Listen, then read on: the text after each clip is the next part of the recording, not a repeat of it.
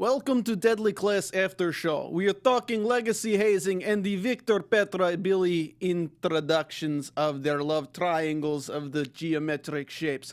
Chico and Maria are doing things, and Marcus has friends, bullies, and teachers. We have lots to talk about, and the Russians fuck over Petra. Let's go. You're tuned in to AfterBuzz TV, the ESPN of TV talk. Now, let the buzz begin. I challenge you to talk like that for the rest of the time that we are live. Welcome to AfterBuzz TV After Show. We're talking Deadly Class Season 1, Episode 3, Snake Pit. We have much to talk about. Legacy hazings, Victor's, Petra's, and Billy's love triangle, Chico, Maria, and Saya. And Maria also has some secrets to expose that Chico may have talked about. And we also have the supremacists and Petra. I do not like capitalism, but we are talking about it with my co-host, Veronica Valencia. Hello. Now, I don't know what I was going for. I was like a mixture of like trying to be normal. That was very good. I'm talking like this. You be killed by KGB very quickly. And Angelica Trey. Hello. Hello. Здравствуйте. Oh, здравствуйте, yeah. I immediately regret this. We are talking about show tonight. I'm gonna stop doing that now. Welcome, guys. We have a lot to talk about. We have a little bit of time. We need more time, unfortunately, but we only have 30 minutes to break it down tonight. But that doesn't mean a bad thing. It means we just have to be more concise with our thoughts. And we're not being, because we're just talking about accents and things like that. But yeah, as we said, we're going to be breaking it all down. I really want to know overall thoughts before we get into things, though. What did you think? Oh, I'm Stephen, by the way. I forgot to introduce myself. Yeah, who are you? I'm sorry, who? In Soviet Russia, I am called moderator. You go ahead, Veronica. What did you think of the episode? I really love this episode just because I think this episode we really got to see kind of what all of the students at King's Dominion really want. At least people like Maria and Saya, as well as, you know, the rats of the class. Like, you really see, like, oh, they just kind of want a real life happiness, inclusion, and it shows, it adds dimension to their characters. They're not just assassins, you know? I mean, some of them barely that. Yeah, right. They can't even sneak up on people. Yeah, I agree with that as well. I liked seeing some of the sort of caste system, I guess, so to speak, that goes behind King's Dominion. And also, Master Lin, his boss? Yeah, there's more behind the scenes here. Mistress. Setting things up. Yes, exactly. I liked the caste system pun because, of course, Billy and his caste. That was a good joke, Angelica. I'm going to call you out for your pun. I like the episode overall. I really like the Jurgen and Lin drama. I'm such a fan of the teacher drama, and Lin is shaping up to be some kind of like, what is it? Willow is the movie where the dude controls all the rats. Or Willard. Is it Willard? Lin's Willow. like the Willard of King's Dominion, where we kind of get a little bit of insight to how the teachers work and how King's Dominion runs and what it's built for. So I'm excited. We can talk about that later in the show. But first, I want to talk about the legacy hazing. What did you guys think of these kind of things? I liked the rat stew. I was a big fan of the rat stew. Not the rat trap. Not the rat trap. What did you get? What was your favorite one? My favorite one? Oh, gosh. I mean, I think the most interesting one was just probably the rat stew in the sense it really showed how much tougher Marcus is compared to everyone else. Like, he's really, because he had to live on the streets, and he's like, that wasn't my first rat stew. So I just thought that one was interesting because, like, it didn't affect him. Mm-hmm. None of this probably really affects him, if you think about it. Yeah, that was a good character building moment, I think, for him. Just him being like, this, I've already been through this. I've eaten some terrible things. Do we think that, like, hazing's a terrible thing in this show? Because, I mean, in my opinion, the hazings that they did to people, like, the Mellow Yellow thing is messed up. But, like, aside from that, like, the rat stew, it's not that bad. A rat trap, it's not that bad. I mean, they're in a school where they kill people. It could be worse. You bring up a really good point. It could be worse. Like, even some hazing you see in other types of TV shows are probably worse than a rat stew. So it's a good point. I don't know. I still think the hazing was wrong and sad. And maybe it's just because it was happening to the characters that you know are nicer. Petra, for example. It's like you want to, like, she wants to be happy and be included, and bad things were happening to her, so. You just think it's kind of weird that they would be so trusting of everyone else, or she would be even trusting of Victor in something that's known as hazing week. Right. Also, can I just bring up for a second, I was a firm believer last episode that was a fake out, that they did not do anything, but clearly I guess something happened. I don't know. I'm still holding on to the fact that they didn't go all the way. Maybe it was just Oh, the party hookup scene? Blowjob? Is that what you mean? Yeah, sure. Yeah. Let's go with that. Yeah. Okay. That's what I think it was. I think it was just a blowjob, right? I don't think it was full on. I think it was like... I think it was. You think it was? I think it was. I'm holding out hope that maybe it wasn't. No, I don't think she's any stranger to it. And I'm not, trying to shame her in any way, but, he puts the freaking blow dart up to her mouth, yes, I know your technique. I think he got a blowjob. That was a good little hint towards perhaps what happened. Yeah, unless you think that was, again, might be part of hazing for him, making everyone believe that they did more than they did. Ooh, I didn't even consider that.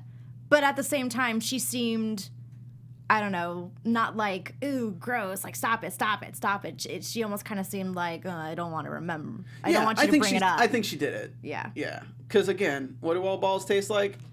Goulash. There you go. All right, so we got to talk about the whole Victor, Petra, and Billy thing because it's really sad.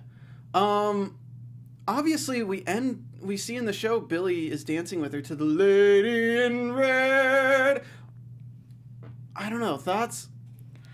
I liked it. I know I was sitting right next to you when this came on. You were like, bad timing. I personally liked it just because it shows how sweet Billy is and how his feelings for Petra are genuine. And again, this episode we really got to see with Petra, she has this stereotype of, she's a goth, she probably doesn't like anything or whatever, but she has feelings. She was hurt, and it was nice to see that there was someone there for her. Yeah, no, I could agree with that. I'm not gonna lie, I was sort of shipping the Victor Petra thing, but that's okay. My world wasn't completely just shattered.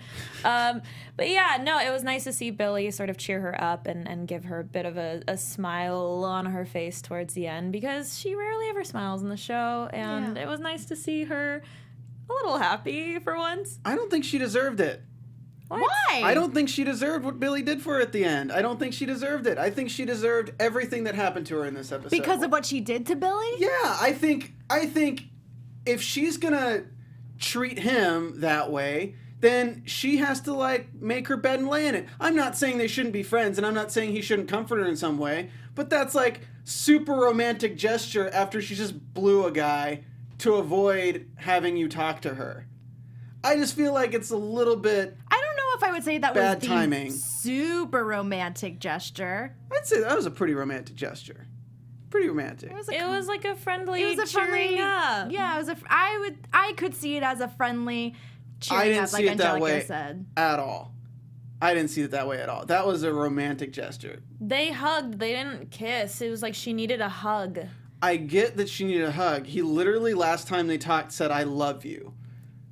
Well, that was a little weird on his side. It was super weird on his side, but I can't blame her for reacting the way she did. I'm just saying, on my side, I'm like, look, she kind of deserved to get screwed over in this moment. Not saying it should have long-lasting ramifications, but she kind of deserved what she got. Stephen, let him cheer his friend up. She had a rough night, okay? Okay. Oh. You guys still shipping Petra and Billy at all? Well, I just wanted to throw it to Nas in the chat, who's saying, I didn't really like Billy this episode because he was being a dick all before. I'm tired of that trope of the nice guy becoming a dick when rejected, but then a nice guy again when they think the girl needs it. So if we're going off That's what I'm saying. That is a trope. Yeah, that is a trope, but if we're going off of that, then they're both dicks. Oh, they're both dicks for sure, but dude... You can't... That's why I'm saying it's a romantic gesture. You're just, swooping in at the end. You're being a dick to her because you're trying to prove a point that what she did to you was wrong. And then the moment she's sad, you're just going to rush in there and pretend that everything's cool again because you might get your dick wet. I'm sorry that came out that way. But I just disagree with... I mean, obviously, they're all teenagers, so they're making the decisions they're making because it's they're young people. They're young teenagers, But I'm saying, I disagree with it. And I definitely don't think they're getting together after this. I think there's no way that she's ever going to go for Billy after this. I don't necessarily want them to get together. Still shipping Victor? Yeah. Darn it, Victor. You ruined it. You had a good thing going. Yeah, I like that they were such different personalities, but whatever, it's fine. Victor, I'm mad, actually. Yes, I'm mad.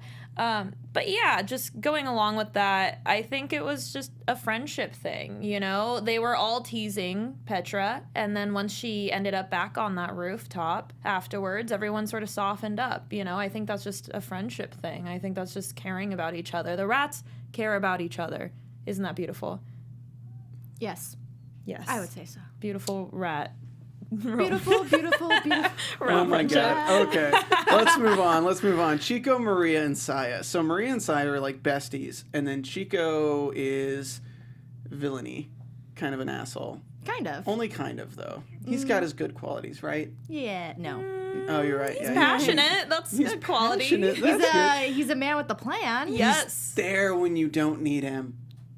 Very accurate. So she asked for one night off. He doesn't give it to her. He shows up and he tells Saya, hey, she's using you. She's playing you just like I taught her.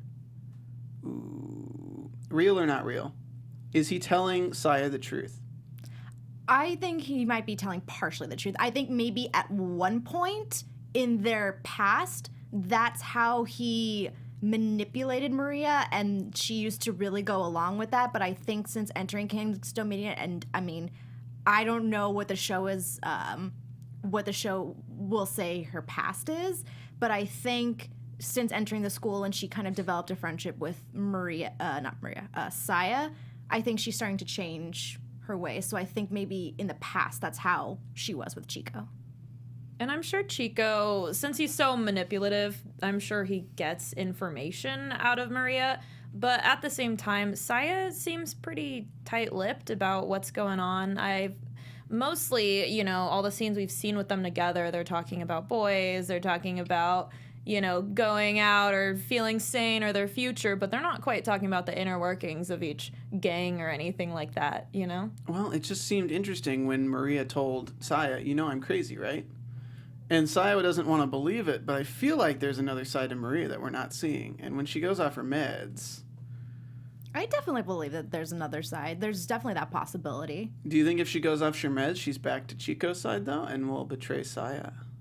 I think Maria's just a bit of a wild card right now. Like, honestly, we did first get introduced to her character with those, you know, with the medication. Mm-hmm.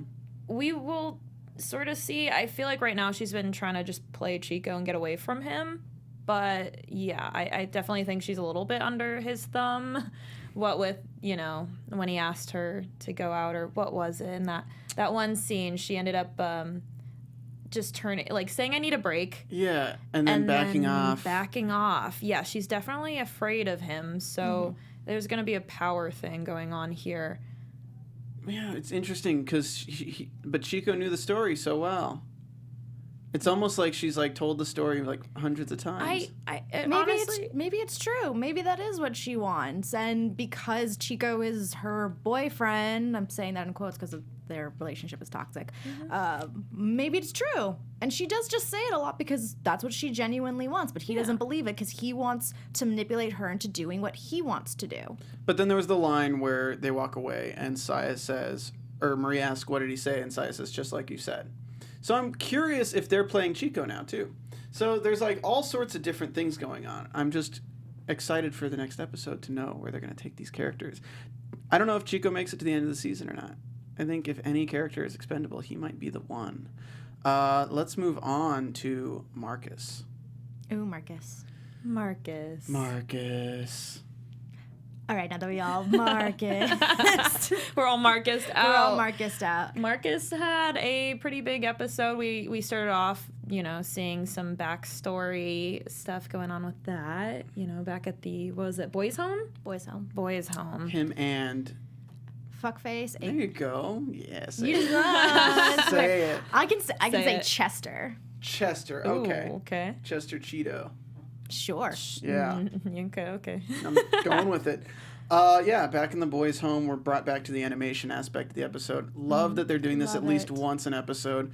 I think next episode they're doing Maria's. I saw something on Twitter about Maria getting her Yay! her cartoon I'm so excited. moment. Oh, I'm so excited. I think it was the Deadly Class Instagram or was the Deadly Class Twitter posted a screenshot of her in the skull makeup animated. Oh man, I love a good backstory. I love a good backstory. I love a good backstory. I love her getup. Her I'm in the zone battle gear. She's like a superhero almost. She is. Yeah. She's dope. Puts on her she's garb. Really, she's great. Oh. Yeah, makeup. She's got. Yeah, she's just got her brand. It's so nice.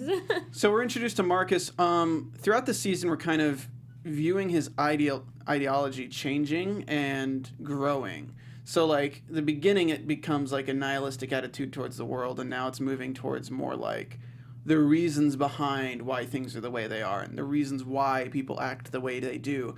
And in this same episode, as he's talking about the reasons why people act the way they do, we're dealing with him and Willie. Him and Willie, and how Willie kind of sets him up. Not sets him up, but kind of ditches him in the moment when he needs him. And then we get the resolve at the end where he saves the day in a way to bring back their friendship for patriotism. I'm curious what you guys' thoughts on their relationship are in terms of where you see it going. Do you think they're going to be tight knit for the rest? Are they boys forever now, or what's the deal? This is a slow bonding, I think, experience. This series that's gonna just slowly build. I definitely think it started off sort of acquaintances, help me with my project, and then it's blossoming. It's finally you're watching each character, but mostly Willie. His name? Willie. Why they rhyme? Willie. Watching Willie sort of come into his own and really stand up for himself past that facade that he's been building up. Mm-hmm. I definitely agree with you, Angelica. I think that it's a friendship that is slowly in the works. I do have to admit, last week's episode, I was kind of frustrated with Marcus just because he was continuously on Willie for kind of putting up this facade and, just telling all these lies. And then I was thinking, oh, well, it's because, Marcus doesn't fully understand people need to keep up appearances in order to protect themselves. But this episode, I felt like I was more on Marcus's side, where I do agree, Willie, it's kind of bad. It's really cruddy of you to be his friend in private and dismiss him in public. Mm-hmm. So I like the fact at the end that there was that resolve that Willie did kind of step in to help him. And I think it will be a very slow friendship as they are trying to break that mold. Willie trying to get away from having to always put up appearances, and Marcus having to understand there are certain things you kind of have to abide by here for your safety. Okay. Yeah, I could see that. I don't know if Willie's going to keep it in public, though. That's the thing. He says one thing, does another. Just like last episode. He says they're cool, and then, they're not cool. Because you'd think that after last episode, they would be okay this episode, even, in the brief interaction they have in public, and he's, basically step off. So they get the resolution, but will it continue? I'm kind of on the fence about it. Well, we saw that resolution happen in private. So definitely there's going to be a struggle, I think, still in the hallway, the school hallway, so to speak. There is probably still going to be some sort of that facade, I'm sure. But I definitely think Marcus's character is just bringing in that monkey wrench into this whole structure in the school. So I'm excited to see where that goes. But yes, with Willie, I think this is more of something, this is kind of showing his internal process where he realized it's about community and supporting the people that actually support you back, despite appearances. So, yeah. And it's kind of juxtaposed with Petra's situation as well. So his patriotism speech, and then Willie quantifying patriotism as the community that you're involved with as opposed to the greater governmental good, is kind of the legacies are the greater governmental good in this episode. And Petra is trying to introduce herself to have that patriotism, to learn if she is somebody who could buy into that. Mm-hmm. And she is so brutally told no. It's like a Carrie situation over there. Kinda, yeah. I honestly felt something was going to be up. I didn't think that Victor was genuine, but it still sunk my heart when it actually happened, where he's just like, a rat is always a rat or something like that. You gotta do the accent. Oh gosh, no. Stephen can do it. A rat is always rat. There you go. Victor's probably hooking up with every single white supremacist in that school. Oh yeah. He's like the only guy in that bathroom, and they're like, he's like their bodyguard, kind of. He's their weird gigolo Russian dude, kind of, right? I think it's weird. I think like there's like no guys in that group, and then Victor. You're like, okay, this is weird. And I don't get why they make the Russian guy a supremacist too. But I think there are several different, like there's guys and girls in that particular group. It's just he led her into what looked like a girls' bathroom, so there's going to be a group of girls. I think it was just insinuating that Petra, he's tight knit with them though. He's super tight knit with them, or is that just like the hazing group? Maybe that's just the hazing group, because from what we have seen, Maria's group, as well as Saya's group, the Kuroki Syndicate, and Final World Order, were not really as much of a part of it. Like, a lot of the hazing was from those two groups. Got it. So maybe it's just like certain people take part and certain people don't really care too much. So moving back to Marcus, I like that Marcus is kind of teacher's pet in a way. Mostly with Jurgen, not with like the other teachers so much, but I like that he has this relationship, and we get like a brief moment of clarity between Marcus and Jurgen, where Jurgen's like, don't come to the final exam, learn what you need to, and get the fuck out. Mm-hmm. I'm very curious as to what the final exam's going to be, and I wonder if Marcus will tell Willie now, because that's what he was trying to tell Willie when Willie shoved him off. Mm-hmm. I am very curious, and I think whatever the final exam ends up being, it must be something that obviously gives Jurgen some humanity, because I'm sure he's had to endure a lot of whatever this final exam is, and I feel like it's just very unfortunate for all of the students, and I don't know, maybe he said like Master Lin is compromised at the end, so I don't know, maybe it's just like I said, he gets some humanity back because he doesn't like whatever this final exam does to the students. I don't know. Yeah, we definitely related a lot more with Jurgen this episode. But what I want to know is this final exam per teacher, per professor, per class, or is it just one big exam that everyone has to go through? Well, I'll tell it to my camera that it is the 100th annual Hunger Games. It's very Hunger Games. It feels very Hunger Games. You have the teams that are like built for it, the teams that are grown, and he says that it's like they grow up learning this stuff, and then you have the rats. And I feel like it becomes Hunger Games with District 12 just being picked off like people who don't know what the hell they're doing. Oh, District. But Benjamin, our Mr. Marcus, is our Katniss Everdeen. Oh, look at that. Yeah. You even did the... You gotta do the whistle. You did the thing. Where's the whistle? I don't know what the whistle is. That's pretty close. That's basically it, yeah. I think it's going to be like total mayhem. I just want to give a shout out to the chat. Juan Romero is suspecting final exam is going to be a battle royale, and Alyssa Ramos thinks apparently rats don't survive the final exam. So everyone's kind of on that same flow of battle royale, fight to the death. Something's going to happen. That's what the final exam is. But what I do get kind of feels for, and that's a good prediction too, what I do get feels for is that possibly other groups of rats don't develop any tight-knit community among each other.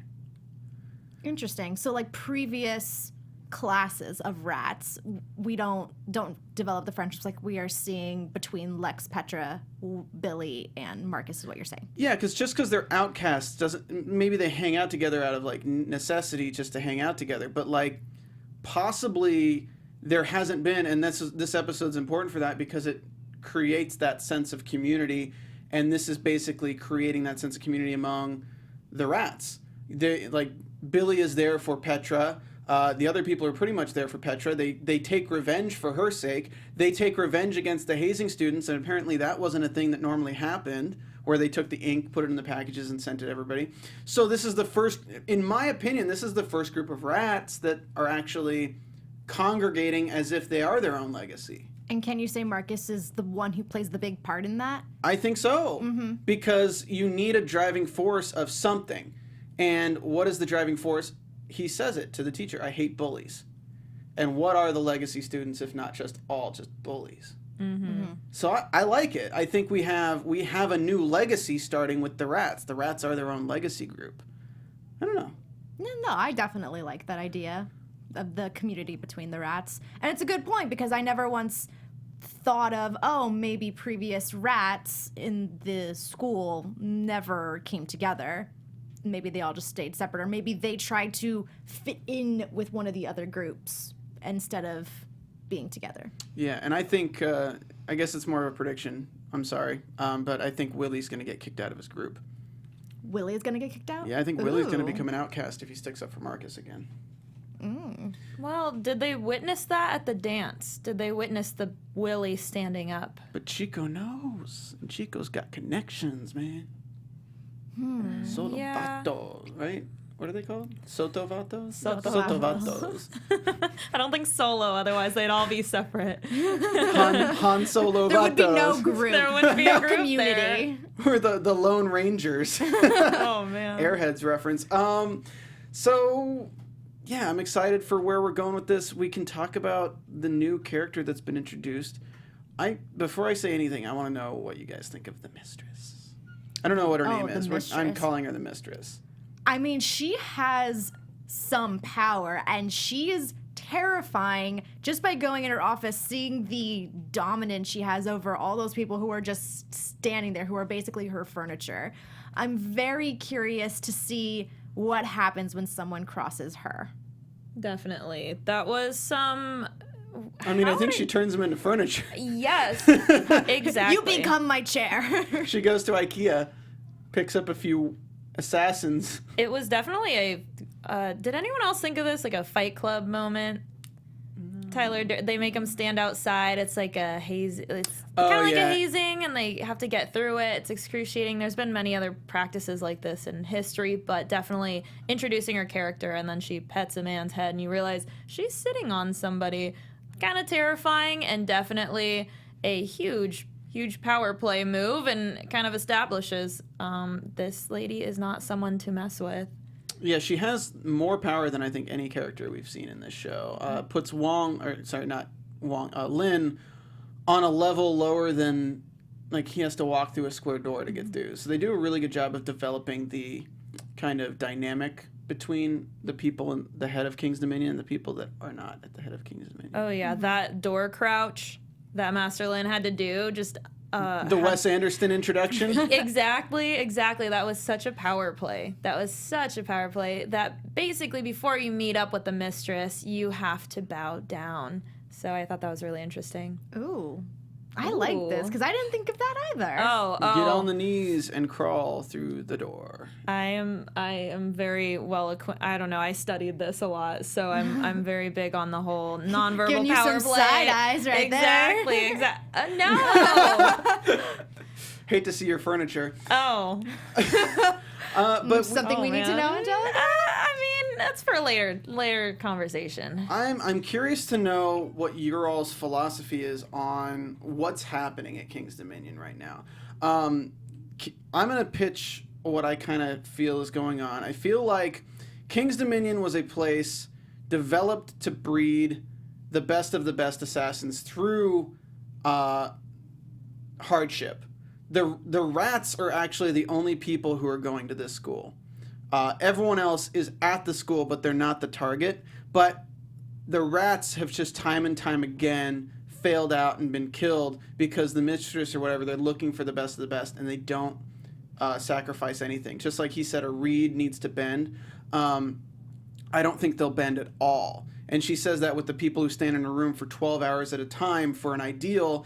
And I think it's interesting that you both said earlier that you agreed with Jurgen's take on King's Dominion when he's talking to Lin, and he says that he's talking about the old man who dedicates his entire life for a cause and then realizes that the cause is faulty and regrets it, but then sticks with it because he's been compromised, and he dies compromised. Mm-hmm. I disagree with that. I agree with Lin because I feel like there's a purpose for all of this. And she's uncompromising because there's a reason that all of this needs to happen. And Lin is not somebody who's dying compromised. I think Jurgen is somebody who's compromising himself. But do you think that whatever it is, it's just a false ideal? Like, he in his mind thinks, oh, this is necessary, but maybe it's not to someone like Jurgen. I don't know. Yeah. Like, he said the thing, you walk down a path until you slowly realize that it's not your path anymore, and they train you. But I feel like, you know, once you have that power, you have the power to choose your own path. So if they're breeding these people to make what they want and kind of get what they want, then whether or not you go through their means to receive it, once you have it, you do what you want with it. Just as the mistress is doing. Mm-hmm. So unless she's compromised.